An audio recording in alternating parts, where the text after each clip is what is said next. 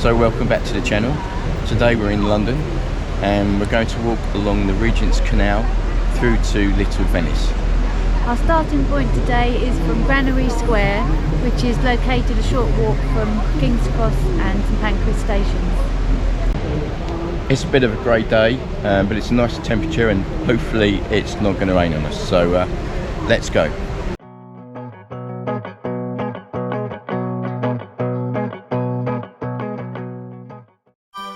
The canal runs for 13 kilometres in total, but today our route is a 6 kilometre length of the canal, plus a few diversions along the way. Starting point was once a set of warehouses where barges were loaded. They've turned this area into a great little square with the fountains you can see, and the buildings house shops, restaurants and bars. The outside art installation has some of David Hockney's paintings. These steps to the canal are a great place to sit, relax and watch boats pass along. At the bottom we turned left to visit Word on the Water, a second-hand bookshop on a barge, which is a pretty cool use of the barge.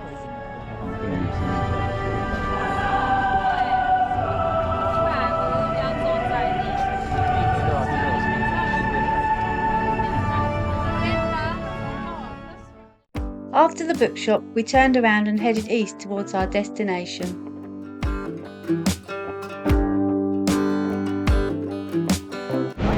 If you make your way to the back of Granary Square, which you can either do from the square itself or via the canal, you'll find a good selection of restaurants and a few shops that you can walk around and look in.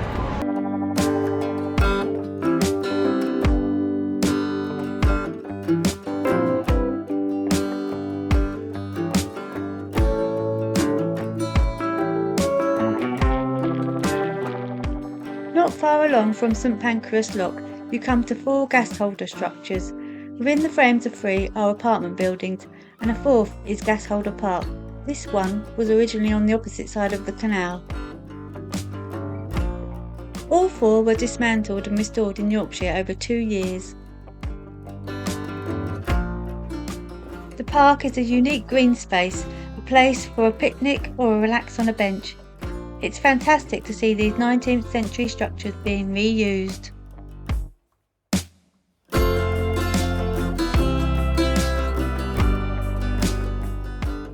The canal was built between 1816 and 1820 and runs from the River Thames in East London to our destination, Little Venice. Most of the barges you see today appear to be residential.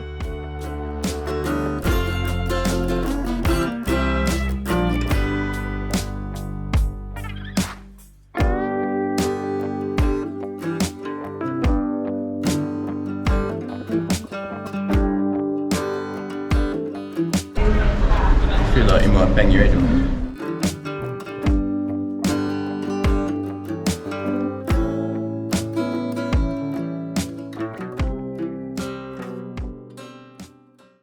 Yeah, I'm going to Jackson, turning loose in my coat. Yeah, I'm going to Jackson, goodbye, it's all zero.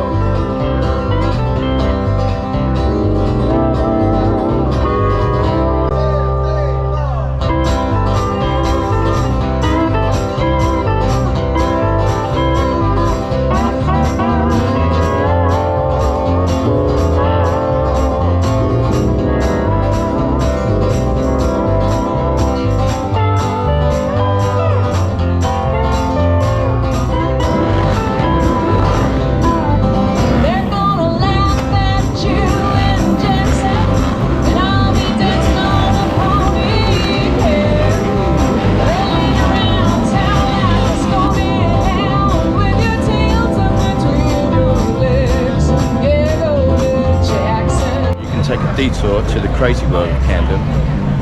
There's plenty of places to eat and drink. It's a very, very busy touristy spot and the prices will reflect this, but it's definitely worth having a wander around even if you don't plan to spend any money.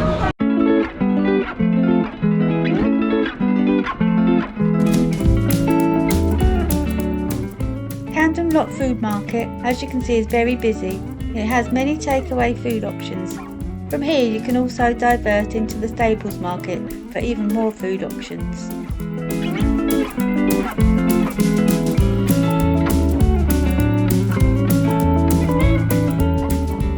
The Ice Wharf Wetherspoons is a good place for a toilet break if you need one, even if you're not having a beer. And from their garden you can get to this great spot for a photograph. The canal is a good place to sit and eat your food.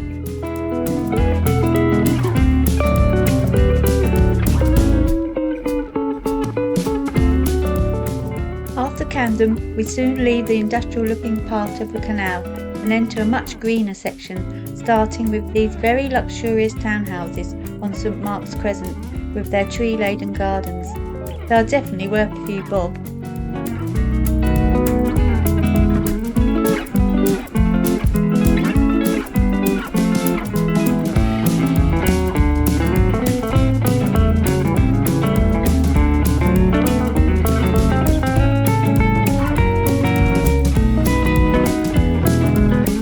We're sitting in the garden at St Mary's where there's a cool little cafe where we got a nice coffee, a very hot coffee, which you struggle to actually walk it over without dropping it, and they do pastries and lunches like sandwiches.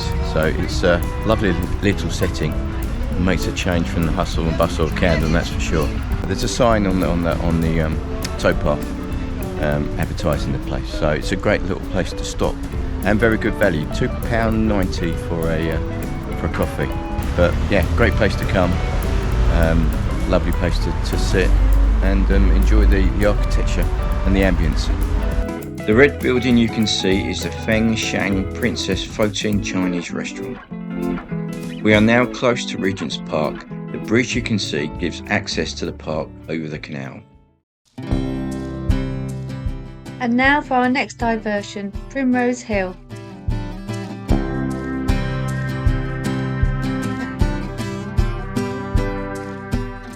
Primrose Hill is always full of activity, with many groups of friends and families enjoying the green open space. We've diverted from the canal path to walk up the top of Primrose Hill so we can have a good view of the city below. For a skyline view of the city, we prefer Primrose Hill as it's a little closer than Hampstead Heath's Parliament Hill. This board shows you all the sites. Shard. Canary Wharf, St Mark's Church, where we had a coffee. The Gherkin. Yeah, and St Pancras Station, close to where we started. London Eye there. Yeah, and we can see the BT Tower. It used to be known as the Post Office Tower. So we can see the skyline from here and the sites that we saw shown on the sign. And also in the foreground is the aviary of London Zoo. So amongst those trees over there is London Zoo, and then behind it Regent's Park.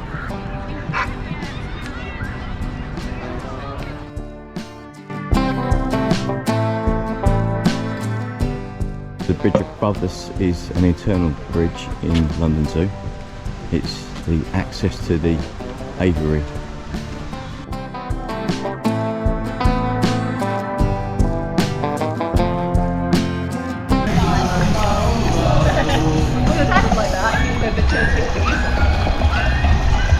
This part of the canal curls around the top of Regent's Park. It's where you start to see many of these little boats.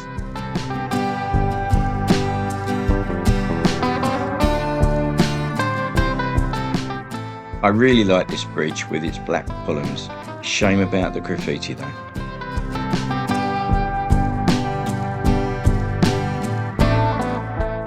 We left the canal at Charlbert Bridge for our next short diversion.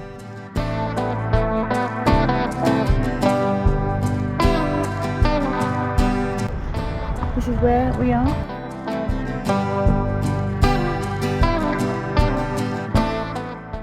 There's Regent's Park.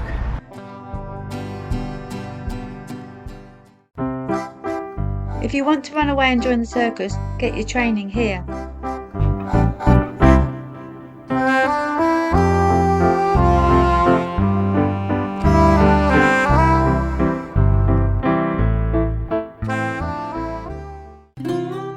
If you are in need of a call of nature, then Regent's Park has you covered, as there are a few public toilets available. I didn't mean the bushes.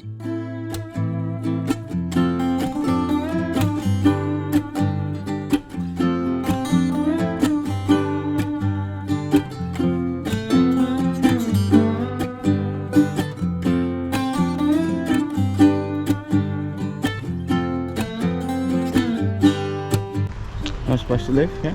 Yeah. It's not. Real grass. It isn't real grass. Beat me to it.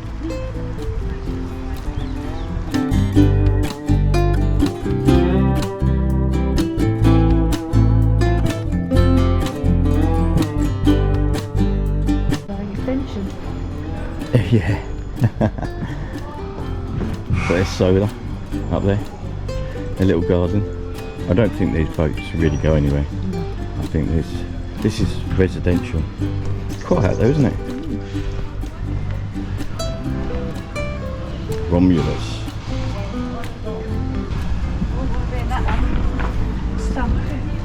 Oh dear.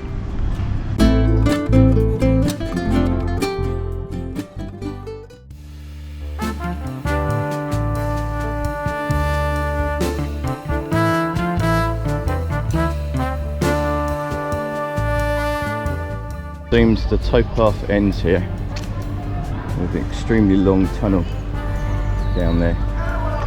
Boats only. So we have to go up these steps and rejoin on the other side, I assume.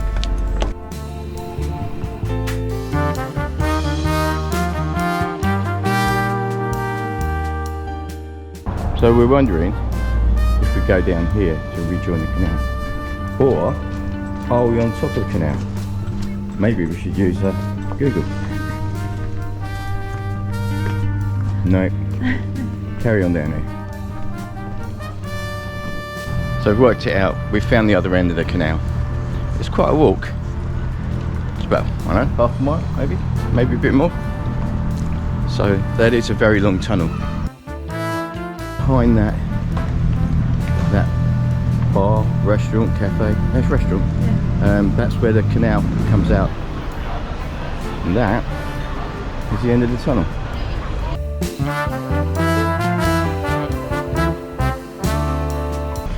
And a very relaxing, chilled out restaurant by the looks. The view of the boats as they come out the tunnel.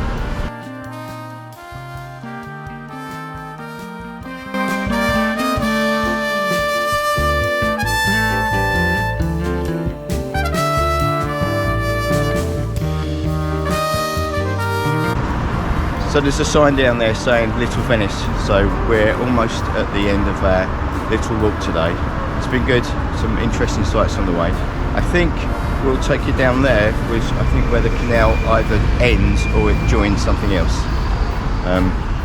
So yeah.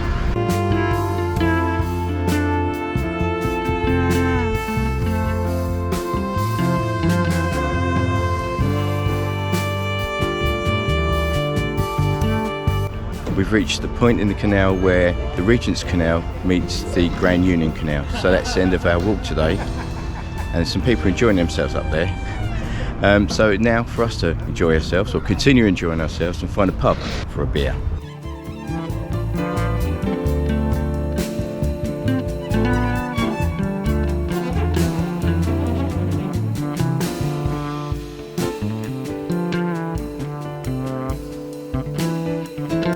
So we're finishing our day at the Warwick Castle pub, which is only a minute away from the canal.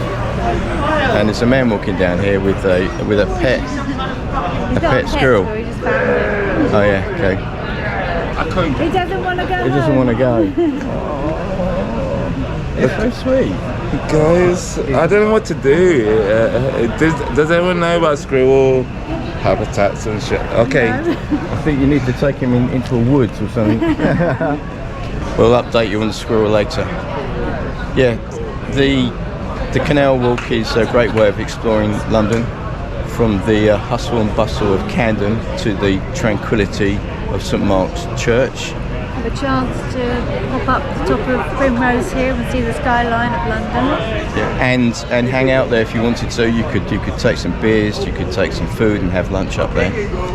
And then it brings you past London too, of course, and then to the affluent area of Little Venice, which is a very attractive area and very expensive place to live, but you get every aspect of London as you do if you walk through London.